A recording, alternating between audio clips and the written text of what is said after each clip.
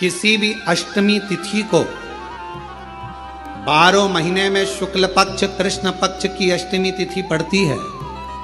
यदि किसी भी अष्टमी तिथि को अगर किसी ने नियम बनाया 5 अष्टमी का, 8 अष्टमी का, 7 अष्टमी का, एक कनेर का पुष्प शिवजी के शिवलिंग को समर्पित करना, अशोक सुंदरी के स्पर्श करना, और जो जलाधारी होती है, जैसे ये शिवलिंग है, ये जलाधारी है, तो पहले शिवलिंग पर स्पर्श, फिर अशोक सुंदरी का स्पर्श, फिर जलाधारी पर कनेर का पुष्प शिव जी की ओर मुख कर कर, अर्थात जैसे मानो ये कनेर का पुष्प है, तो ऐसा शिवलिंग का स्पर्श करते हुए जलाधारी पर जो समर्पित करता है, भगवान शंकर उसके मन की कामना को पूर्ण जरूर करते हैं। एक कनेर का पुष्प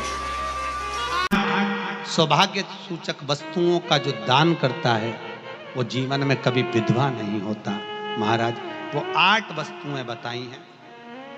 पहला कुमकुम, दूसरा पुष्प, चाहे लाल हो, चाहे सफेद हो, चाहे पीला हो, पुष्प कोई भी हो।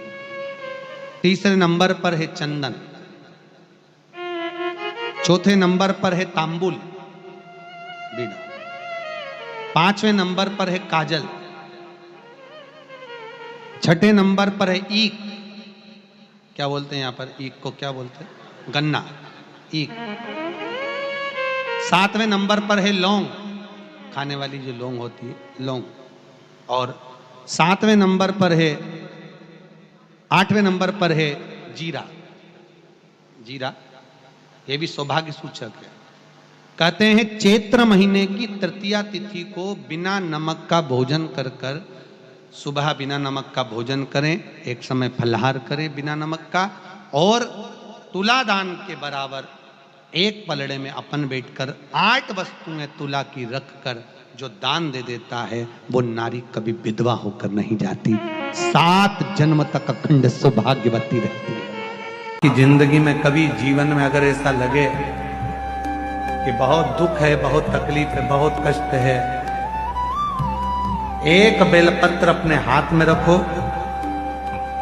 उल्टे हाथ में, सीधे हाथ से उस बेलपत्र पर अपना हाथ रखिए, नंदीश्वर महादेव का स्मरण करिए, 7 बार श्री शिवाय नमस्तुभ्यम कहिए।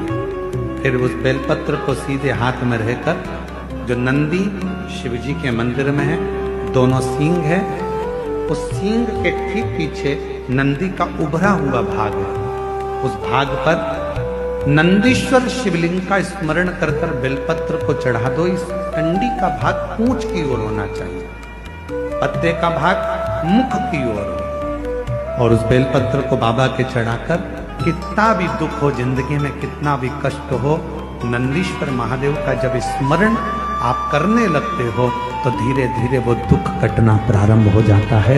आपकी जिंदगी में कभी जीवन में अगर ऐसा लगे कि बहुत दुख है, बहुत तकलीफ है, बहुत कष्ट है, एक बेलपत्र अपने हाथ में रखो,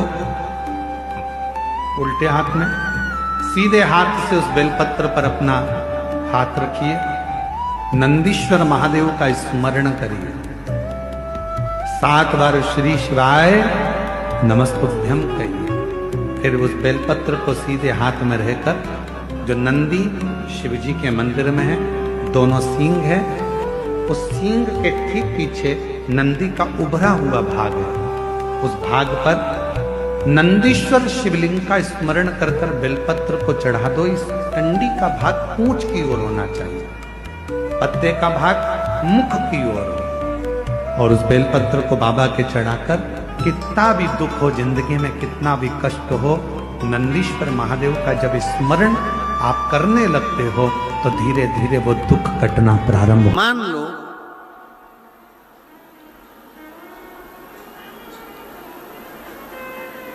अगर 8 स्थान शरीर के अष्टवक्रेश्वर महादेव का वर्णन करते समय इस बात का स्मरण रहे, 8 स्थान शरीर के ऐसे हैं जहां का तकलीफ स्वयं अष्टवक्रेश्वर महादेव का 1 लोटा जल अपने नजदीक के शिवालय में चढ़ाकर भी अगर पी लोगे तो वह 8 जगह की तकलीफ अष्टवक्रेश्वर महादेव समाप्त करते जाते हैं। 8 स्थान। पहला नेत्र, ये भुकुटी के बीच का स्थान, भुकुटी के मध्य का स्थान। मान लो ये भुकुटियां दर्द करती हैं या मध्य में दर्द होता है, उसके लिए अष्टवक्रेश्वर महादेव का जल, मतलब अपने घर के पास जो भी शिवलिंग है वहां 1 लोटा जल अष्टवक्रेश्वर के महादेव के नाम से चढ़ाकर उसका पान, भुकुटी। दूसरा कंधा, पीठ। कई लोग ऐसे हैं जो रात्रि को अच्छे से सोते हैं और सुबह उठते हैं तो उनका ये दोनों हाथ के बीच का जो भाग होता है वो दर्द करता ही है। उस समय पर अष्टवक्रेश्वर महादेव का स्मरण,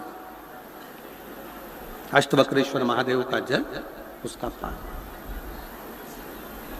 तीसरा, रीढ़ की हड्डी का डॉक्टर बोल दिया कि ये गुरिया खसक गया है, 1 नंबर 2 नंबर 3 नंबर का यदि कोई क्रम खसक गया है तो उस स्थान के लिए भी अष्टवक्रेश्वर। आप ऑपरेशन बाद में कराना, डॉक्टर बोल दिया है आप ऑपरेशन कराओ, मना नहीं है, पर एक बार अष्टवक्रेश्वर महादेव के नाम से दुर्वा बेलपत्र चढ़ाकर, जल चढ़ाकर, सुबह में दुर्वा का सेवन, प्रदोष काल में बेलपत्र का सेवन और रात्रि को सोने से पहले जो जल अष्टवक्रेश्वर का चढ़ाया हुआ है उसका पान करिए। आपकी रीढ़ की हड्डी का कैसा भी क्रम होगा वो ठीक होना प्रारंभ हो जाएगा। अष्टवक्रेश्वर।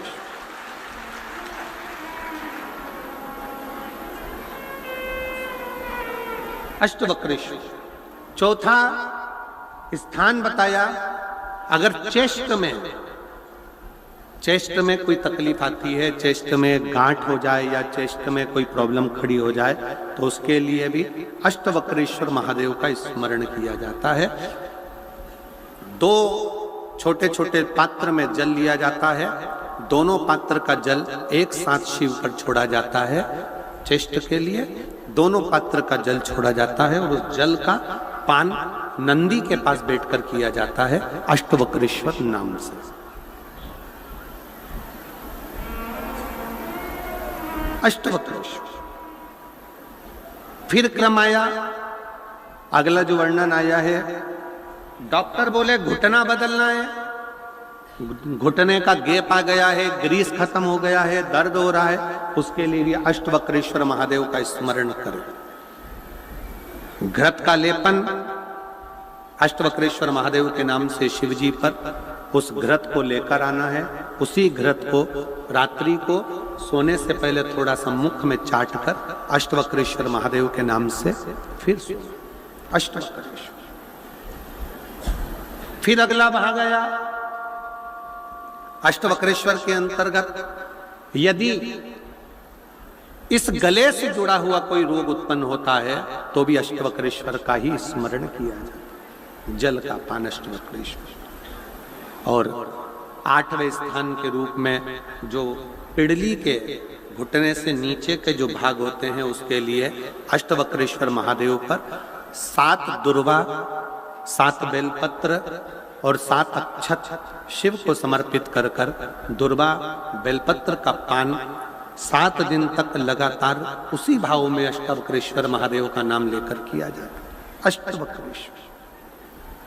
कभी अगर मौका लगे, शिव की करुणा हो जाए, शंकर की दया हो जाए, आप लोग कभी बद्री विशाल जाएं दर्शन करने के लिए, ऋषिकेश हरिद्वार तक जाएं तो श्रीनगर गढ़वाल से सुंदर कोहला गांव से 10 किलोमीटर की दूरी पर 8 किलोमीटर दूर तक गाड़ी जाती है, 2 किलोमीटर दूर तक पैदल चलकर आप जहां पर बैठकर स्वयं अष्टावक्र जी ने भगवान शंकर के शिवलिंग की स्थापना कर आराधना करी, ऐसे पवित्र स्थान का दर्शन कर अपने जीवन को धन्य बना सकते हो।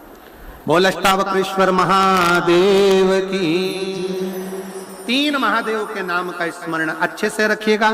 पहला कुंदकेश्वर, बड़े से बड़ा रोग हो जाए, दवाइयां डॉक्टर जो दे उसको खाओ, पर साथ में कुंदकेश्वर महादेव का नाम लीजिए, जांच भी कराइए, दवाई भी कराइए। दूसरे नंबर का श्रंभेश्वर महादेव।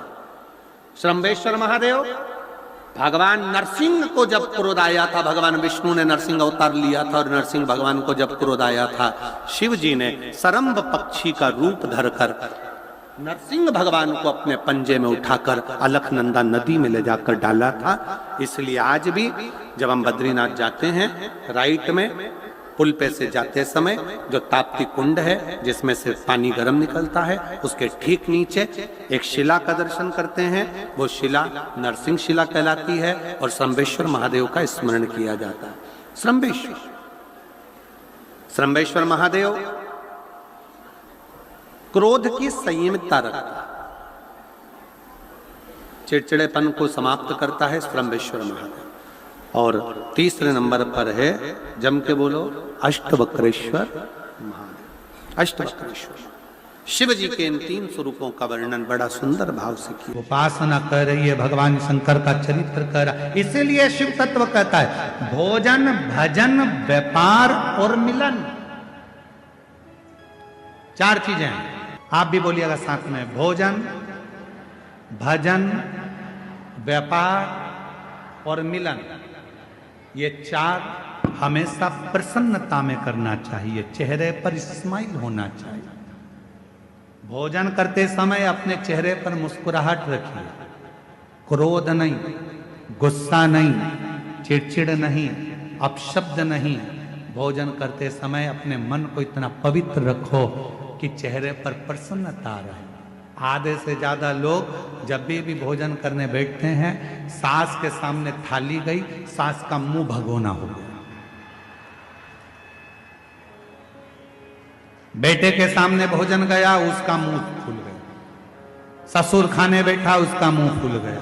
पति जी मने बैठा, पति का मुंह फूल गया। जेठानी कुछ करने बैठी, चाय पीने बैठी, इतनी शक्कर डाल दी, इतनी पन्ना दी, ऐसा कर दिया वैसा, आधी चाय तो वहीं खराब हो गई। चाय वहीं खराब हो गई, स्वाद से बनाई थी, प्रेम से बनाई थी, बोलते से बेकार हो गई, खराब। भोजन करते समय अपने चेहरे पर बोलो बोलो जम के स्माइल रखिए, मुस्कुराहट रखिए। दूसरे नंबर पर भजन करते समय, कथा सुनते समय, भगवान के मंदिर जाते समय, एक लोटा जल चढ़ाते समय अपने चेहरे पर पूरी पूरी स्माइल रखिए, फुल स्माइल, फुल। फोटो खिंचवाएं आप लोगों ने? अरे बोलो तो जम के खिंचवाएं फोटो। फोटो वाले के दुकान पर कितने भी तैयार होकर चले जाओ, फोटो वाले की दुकान पर कितना भी मेकअप कर कर चले जाओ, आखिरी में फोटो वाला जब फोटो खींचने खड़ा होता है, कैमरा लेता है, बटन दबाता है, बटन दबाते समय आपसे एक बात कहता है। जब आप सिर पे पल्लू डालकर बैठ जाती हो, तब फोटो वाला बोलता है, माँ स्माइल प्लीज। बोलो बोलता है कि नहीं बोलता? क्यों बोलता है? तुम्हारे मेकअप से फोटो अच्छा नहीं आएगा, तुमने कितनी भी अच्छी हेयर स्टाइल बनाई हो उससे फोटो अच्छा नहीं आएगा, कपड़े कितने भी अच्छे पहने हो उससे फोटो अच्छा नहीं आएगा। फोटो यदि अच्छा आएगा तो तुम्हारे चेहरे की थोड़ी सी स्माइल से आएगा। तुम मुस्कुरा दिए, फोटो अच्छा, मुस्कुरा। इसलिए हमने देखा जब भी कोई सेल्फी लेता है ना तो मुस्कुरा, प्रसन्न।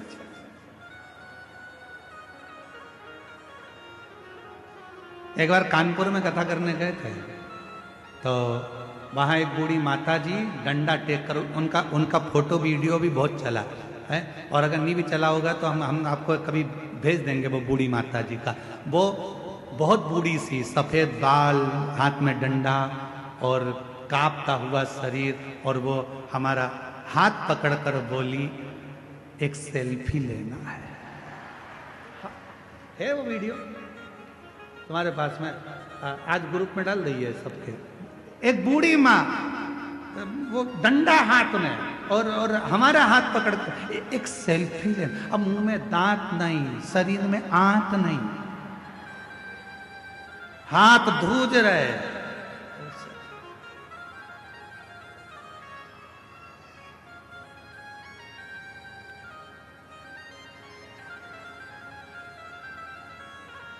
सेल्फी लेते समय स्माइल। तो शिव कथा कर रही है, भोजन करते समय प्रसन्न दिखो, भजन करते समय, कथा में जितनी देर बैठो उतनी देर ऐसे मत बैठना किसी ने मार ठोक के बिठा दिया हो। कथा में बैठना तो बड़ी प्रसन्नता में बैठना। मेरे बाप के घर आई हूं, अपने पापा से कहने के लिए आई हूं, मैं अपने बाबुल से बात करने आई हूं, बाबा से बोलूंगी भोला सब दुख काटो ओ भोला सब दुख काटो शिव शंकर जपू तेरी माला भोले बाबा जपू तेरी माला ओ भोला सब दुख काटो। अपने पिता से कहने के लिए आए, बाबुल से कहने, तो शास्त्र कह रहा है भोजन करते समय चेहरे पर प्रसन्नता रखो, भजन करते समय चेहरे पर प्रसन्नता रखो। और तीसरे नंबर पर है ऑफिस में, व्यापार करते समय, नौकरी करते समय, दुकान चलाते समय, व्यापार करते समय अपने चेहरे पर प्रसन्नता। कई लोग दुकान पर ग्राहकों को निभाते निभाते चिड़चिड़े हो जाते, चिड़चिड़ प्रसन्नता। ऑफिस में काम करते समय चेहरे पर प्रसन्नता। और चौथे नंबर पर है मिलन, भोजन, भजन, व्यापार और मिलन। मिलन मतलब किसी से भी मिलो, आप यहां पर भी किसी से मिलो, आप कहीं पर भी जाओ, कोई से भी मिल रहे हो, उस समय पर तुम कुछ मत दे सको, कोई गुलदस्ता नहीं है, कोई माला नहीं है, कोई फूल नहीं है, मिठाई का डब्बा नहीं है, देने के लिए फल की टोकनी नहीं है, तो निवेदन है अपने चेहरे की प्रसन्नता दे दीजिए, उसको स्माइल दे दीजिए, वो भी है।